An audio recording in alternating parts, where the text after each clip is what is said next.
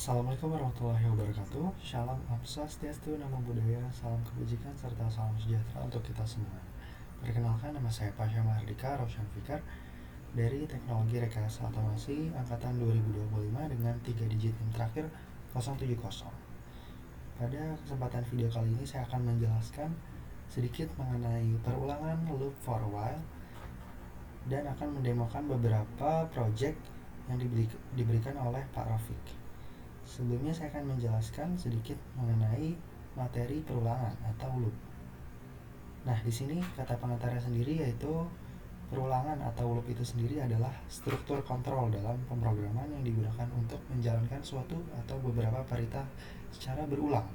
Seperti namanya yang mana namanya adalah loop selama suatu kondisi masih terpenuhi.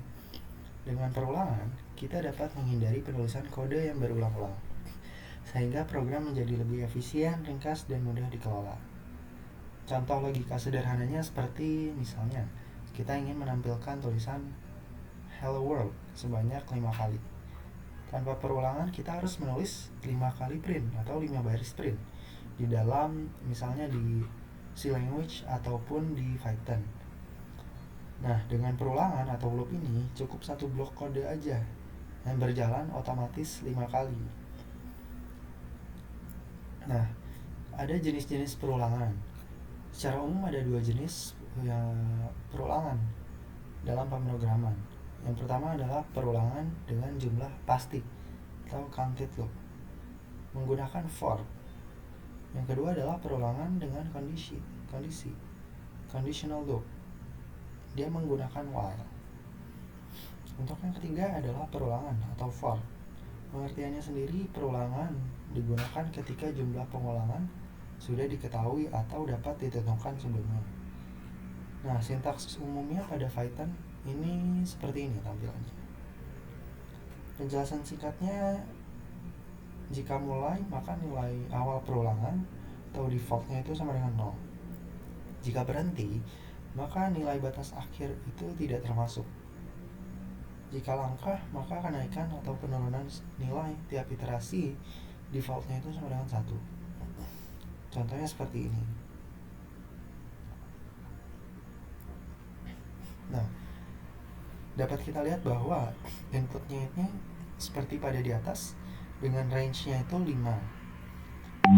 Dia print halo dunia atau hello world. Outputnya sendiri ini seperti yang tadi saya sudah jelaskan, itu akan keluar sesuai dengan range-nya, yaitu 5 kali. Contoh kedua itu dengan indeks dan nilai. Range-nya 1 dan 6. Print perulangan ke titik-titik, koma integer. Nah, di sini dia tetap mengulang 5 kali. Contoh tiganya ini menelusuri list.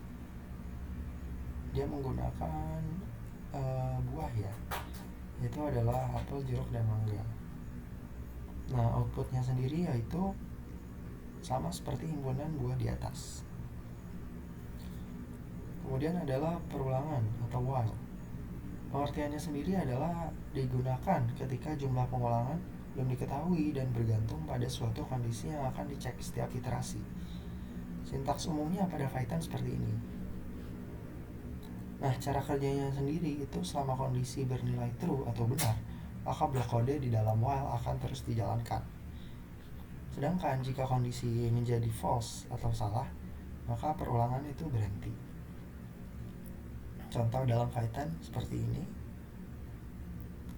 Integernya sama dengan 1, while integer kurang dari sama dengan 5, print perulangan ke titik-titik, koma integer plus sama dengan 1. Outputnya adalah perulangan ke-1, ke-2, ke-3, ke-4, dan ke-5. Nah, ini ada notes penting, yaitu jangan lupa menambahkan increment atau yang tadi di sini integer increment. Plus ini menandakan bahwa dia increment atau tambah agar tidak terjadi infinite loop, perulangan tak berujung. Contoh keduanya sendiri yaitu kondisi berhenti dari input. Ya, seperti ini. Kemudian untuk perbandingan for dan while, di sini ada beberapa aspek untuk penjelasannya, yaitu aspek pertama adalah jumlah perulangan. Kalau loop itu sendiri, for diketahui sejak awal. Kalau while itu tidak diketahui, tergantung kondisi. Kemudian untuk aspek kedua yaitu kondisi berhenti. Kalau untuk for itu ditentukan oleh range atau iterasi. Untuk while itu ditentukan oleh ekspresi logika. Nah, yang ketiga adalah cocok untuk. Nah, untuk for itu sendiri iterasi dengan jumlah angka yang tetap itu lebih cocok untuk for loop. Sedangkan untuk while loop itu lebih cocok untuk perulangan yang bergantung pada kondisi tertentu atau keadaan tertentu. Untuk aspek yang terakhir yaitu contoh umum. Untuk for loop itu menampilkan data 1 sampai ke 100. Sedangkan while loop itu menunjukkan atau menunggu input pengguna yang valid. Nah, yang keenam adalah perulangan bersarang. Perulangan di dalam perulangan lain disebut perulangan bersarang. Digunakan misalnya untuk membuat pola atau mengakses dua data dimensi seperti matriks. Contohnya pada Python yaitu seperti ini. For integer in range-nya 3, kemudian print-nya integer sama dengan i, j sama dengan j. Nah, outputnya akan menjadi seperti ini, seperti bilangan biner. Kemudian yang ketujuh adalah keyword penting dalam loop. Pertama ada break, fungsinya itu sendiri untuk menghentikan perulangan secara paksa sebelum kondisi selesai. Kemudian yang kedua adalah continue, melewati satu iterasi dan lanjut ke iterasi berikutnya. Kemudian contoh break itu sendiri dalam Python yaitu input kodenya seperti ini dan outputnya akan menjadi seperti ini, 0, 1, 2, 3, 4. Contoh continue itu sendiri seperti ini. Input kodenya atau source code-nya sebenarnya hampir sama, cuma bedanya dia adalah perbedaan di break dan continue-nya sendiri. Nah, outputnya sendiri adalah 0, 1, 3, 4. Kesimpulannya, perulangan atau loop itu digunakan untuk menjalankan blok kode berulang kali. Yang kedua, gunakan for jika jumlah iterasi sudah pasti. Kemudian gunakan while jika perulangan bergantung pada kondisi tertentu. Kemudian hati-hati juga dengan infinite loop, pastikan kondisi terlihat jelas. Untuk yang terakhir yaitu break dan continue itu dapat memberi kontrol lebih fleksibel terhadap alur perulangan.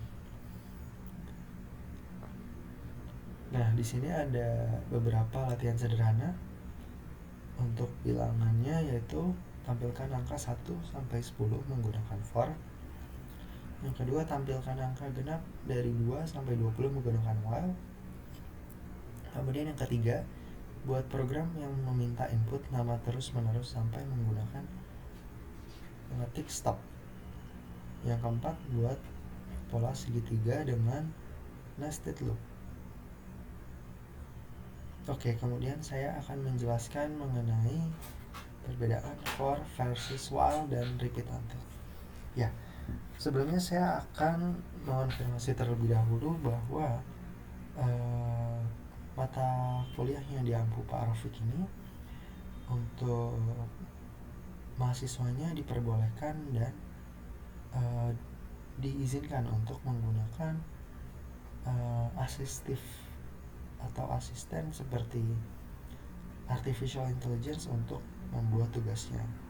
Maka di sini saya akan menggunakan salah satu dari artificial intelligence itu untuk mengerjakan tugasnya dan melengkapi materi-materi yang saya kira dapat dibantu oleh AI ini. Oke, yang pertama saya akan menjelaskan konsep dasarnya. Ketiga, struktur ini adalah bentuk perulangan atau loop dalam pemrograman. Namun, cara kerja dan waktu pengecekan kondisinya berbeda. Yang pertama dari strukturnya yaitu ada for. Ciri utamanya for itu sendiri adalah jumlah perulangan kan sudah diketahui. Untuk pengecekan kondisinya kan sebelum perulangan dimulai. Nah, for ini sendiri cocok digunakan saat jumlah iterasinya pasti, misalnya 10 kali. Yang kedua adalah struktur while. Ciri utamanya jumlah perulangan tidak diketahui atau bergantung dengan kondisi. Pengecekan kondisinya sendiri yaitu sebelum perulangan dimulai. Nah, while ini cocok digunakan saat kondisinya itu diketahui berhenti di awal. Kemudian yang terakhir ada repeat until. Ciri utamanya sendiri yaitu jumlah perulangan tidak diketahui, tetapi harus jalan minimal sekali. Pengecekan kondisinya sendiri yaitu setelah perulangan dijalankan dan cocok digunakan saat kondisi baru dicek setelah isi loop dijalankan. Di sini ada penjelasan per struktur. Yang A itu for loop digunakan bila jumlah iterasi sudah diketahui, seperti yang sudah saya jelaskan di atas. Ini juga sudah saya jelaskan di atas. Nah, untuk repeat until loop ini, struktur ini tidak ada di Python ya, tapi ada di bahasa seperti Pascal, Delphi, C++ dengan do while. Intinya kode dijalankan dulu baru kondisi dicek setelahnya. Contohnya Pascal, integer sama dengan 1, repeat. Habis itu kalian input di source code-nya yaitu write 1n atau perulangan ke berapa, lalu input integernya.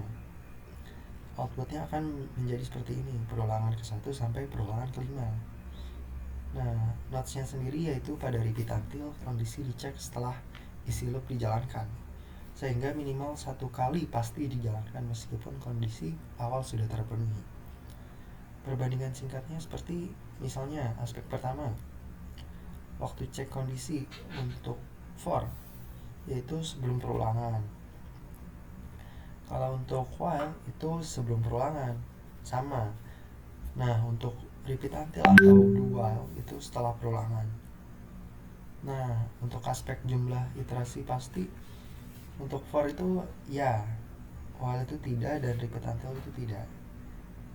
Untuk dijalankan minimal 1 kali, for itu tidak memenuhi, while juga tidak memenuhi, tapi repeat until atau do while itu memenuhi. Nah, for ini cocok untuk loop dengan jumlah pasti, seperti yang tadi saya jelaskan. Untuk while, loop berbasis kondisi, dan yang terakhir ada repeat until, yaitu cocok untuk loop yang harus dijalankan minimal sekali. Contoh umumnya untuk for itu menampilkan 1 sampai 10. Untuk while itu menunggu input dengan benar. Untuk repeat until yaitu input password sampai benar. Analogi sederhananya seperti ini. Bayangin kamu masuk ke dalam ruangan yang hanya jika kondisi tertentu terpenuhi, misalnya for-nya itu kamu tahu akan masuk 5 kali apapun yang terjadi. Nah, untuk while-nya sendiri ini kamu bisa cek dulu apakah ruangan tersebut terbuka atau tidak, baru kamu bisa masuk. Sedangkan yang repeat until ini kamu masuk dulu sekali, baru setelah itu cek apakah perlu masuk lagi. Kesimpulannya yaitu untuk for, jumlah iterasi diketahui, kondisi otomatis diatur oleh range atau index. Untuk while, kondisi dicek di awal, bisa dijalankan sama sekali. Kemudian yang repeat until itu kondisi dicek di akhir, pasti dijalankan minimal sekali. Oke, kemudian saya akan menjelaskan dan menggambarkan flowchart loop dan pola iterasi pada list. Nah, pengertian loop kan tadi sudah saya jelaskan ya. Tapi fungsi loop ini sendiri itu sangat berguna ya, dan di sini saya jelaskan beberapa fungsinya, yaitu yang pertama untuk menghemat kode. Karena dalam program ini kan loop ini kan berbasis pengulangan ya, jadi kita tidak perlu lagi menginput banyak-banyak source code, tinggal kita menggunakan perulangan. Kemudian yang kedua adalah memproses data dalam jumlah banyak, misalnya seperti list. Yang ketiga adalah mengotomatisasi pekerjaan yang berulang. Di sini dua jenis loop yang digunakan yaitu for dan while, seperti tadi yang dijelaskan.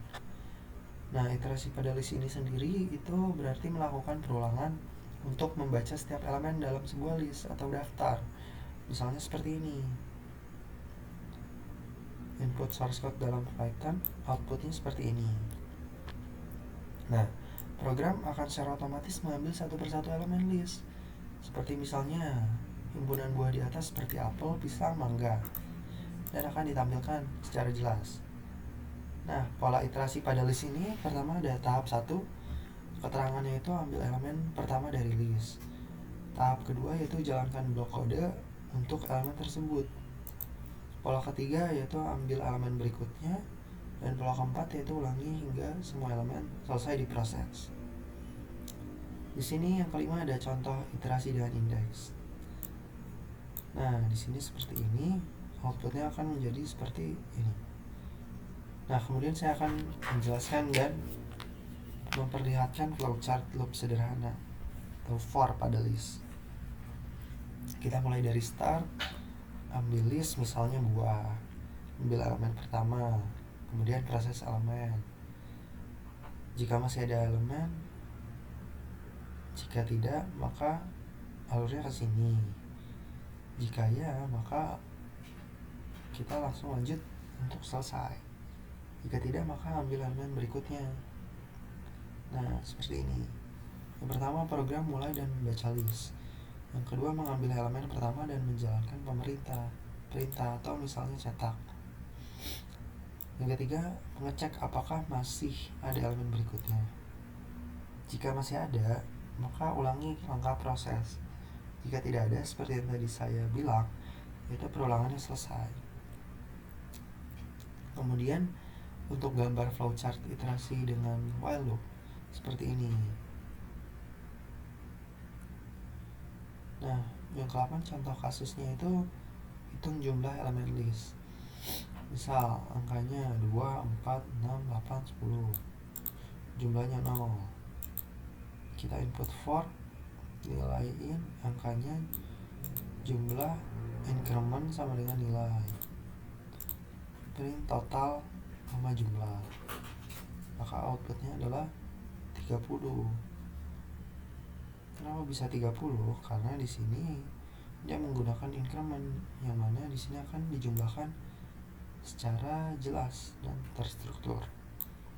10 tambah 8 tambah 6 tambah 4 dan tambah 2. Yang hasilnya akan sama seperti outputnya, yaitu 30. Nah, pola iterasinya loop membaca satu elemen, lalu menambahkannya ke variabel jumlah. Kemudian ulangi hingga semua elemen selesai. Nah, kesimpulannya sendiri yaitu konsep loop itu keterangannya menjalankan perintah berulang kali. Kemudian untuk iterasi pada list itu proses membaca elemen satu persatu dari sebuah list. Kemudian untuk flowchart loop itu gunanya untuk menunjukkan alur logika pengambilan dan pemrosesan elemen secara berulang. Nah, untuk for versus while, for ini cocok untuk list atau iterasi pasti, sedangkan while itu cocok untuk kondisi yang tidak pasti. Nah, kemudian untuk transformasi list baru dari list lama, yaitu berarti membuat list baru berdasarkan list lama, ya, seperti dengan namanya. Biasanya dengan beberapa cara, yaitu yang pertama, mengubah setiap elemen, misalnya dikali 2. Kemudian menyaring elemen tertentu atau filter. Kemudian yang ketiga, menggabungkan kedua list. Dengan cara-cara di atas tersebut, kita bisa memproses data secara ringkas, cepat, dan efisien. Yang kedua, untuk contoh dasarnya tanpa list comprehension, misalnya kita punya list lama angka, yaitu 1, 2, 3, 4, 5. Nah, kita ingin membuat list baru, yaitu yang berisi kuadrat dari tiap angka. Cara tradisionalnya yaitu menggunakan loop seperti ini. Outputnya akan menjadi 1, 4, 9, 16, 25 sesuai dengan angka di atas ini, tetapi dia dikuadratkan. Penjelasannya, program membaca elemen dari list satu persatu. Program elemen X diubah menjadi elemen X pangkat 2. Hasilnya dimasukkan ke list baru. Nah, cara singkatnya ini adalah list comprehension, yaitu Python menyediakan cara lebih ringkas dengan cara seperti ini. Outputnya pun sama. Nah, rumus umumnya seperti ini. List hashtag baru sama dengan ekspresi for element in list underscore lama. Yang keempat adalah menyaring atau filter elemen tertentu. Nah, kita bisa menambahkan kondisi agar elemen tertentu yang diproses. Contohnya, ambil hanya angka genap dari list lama. Nah, inputnya seperti ini. Di sini ada beberapa angka, tetapi kita print yang angka genap. Maka yang akan diambil adalah angka 2, 4, dan 6. Sama seperti outputnya. Rumusnya seperti ini. Kemudian kelima adalah kombinasi transformasi atau plus filter. Misal, kita buat list baru berisi kuadrat angka genap dari list lama. Contohnya seperti ini, outputnya akan seperti ini. Oke. Nah, di sini ada flowchart transformasi list. Gambaran umumnya kira-kira seperti ini.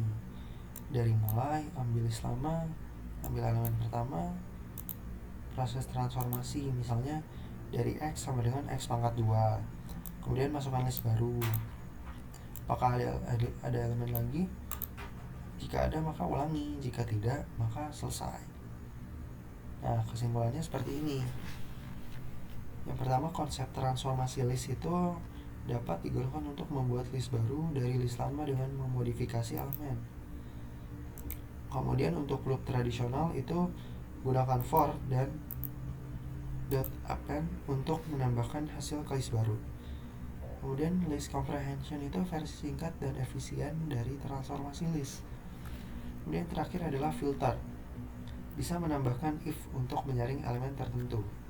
Oke. Sudah saya jelaskan beberapa mengenai list dan beberapa flowchart yang tadi saya jelaskan. Kemudian saya akan tadi juga saya menjelaskan tentang loop atau perulangan. Kemudian saya akan langsung masuk ke dalam activity-nya atau project-nya. Sini kita akan masuk ke project pertama, yaitu mendemokan mengenai bahan-bahan. Nah, misalnya kita input di sini susu. Nah, di sini skornya salah. Kenapa bisa salah semua? Kita masukkan ingredients-nya. Karena dalam blok di sini dia sama sekali tidak memasukkan susu atau secara 3 kali, secara berulang.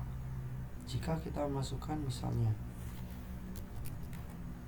X, nah kita benar menebak 1, kemudian kita tebak sugar, lalu kita tebak coklat. Nah, oke, untuk nextnya saya akan mendemokan mengenai number list dengan beberapa indeks yang sudah ditampilkan. Oke, kurang lebih seperti ini. Kemudian untuk project selanjutnya adalah food delivery service on scratch. Nah, di sini saya akan langsung mulai programnya dengan mengetik atau memencet bendera berwarna hijau. Oke, di sini program sudah jalan. Misal karakternya akan bertanya, "Do you want to add a pizza?" Saya akan menjawab dengan misalnya yes. Nah, di sini ada beberapa keterangan pizza yang tersedia. Misalnya perintah dari dia adalah provide a number. Jadi kita hanya memasukkan angka. Misalnya 5. Nah, di sini otomatis akan langsung terinput bahwa kita memencet pizza yang versi Napoli. Misal kita mau pizza lagi apa enggak.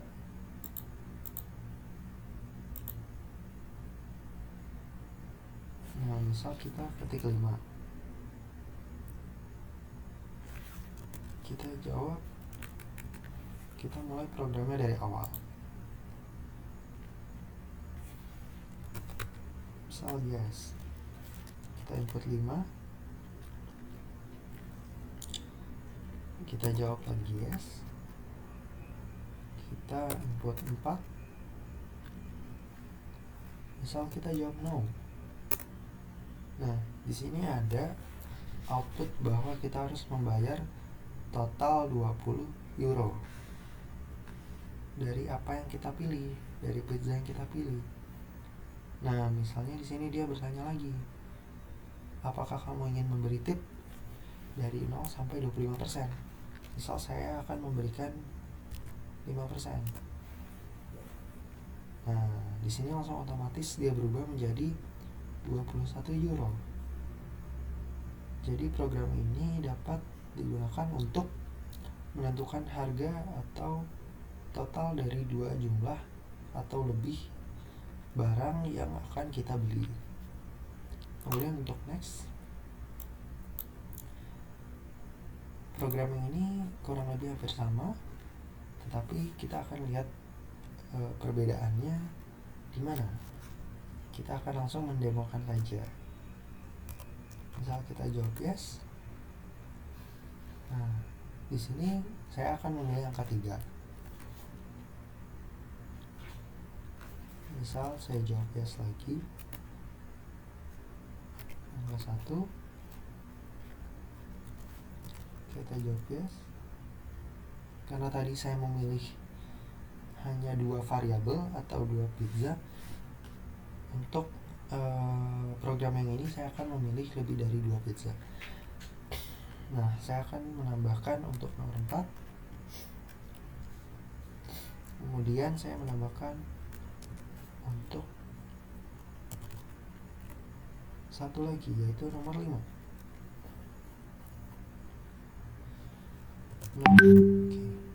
Nah, di sini program akan langsung mengeluarkan bahwa saya harus membayar sebanyak 40 euro dari pizza atau variabel yang saya pilih. Nah, misal saya menjawab tipnya itu 10%. Di sini akan langsung terkoneksi atau terakumulasi bahwa saya akan atau harus membayar sebanyak 44 euro dari pizza yang saya pilih. Jadi kurang lebih seperti itu, dan gunanya ini sangat banyak ya, untuk misalnya di pasaran atau program sistem jual beli. Ini dapat digunakan dalam sistem jual beli dengan baik. Kurang lebih itu dari saya. Apabila ada kurangnya mohon maaf. Wabillahi taufiq wal hidayah. Wassalamualaikum warahmatullahi wabarakatuh.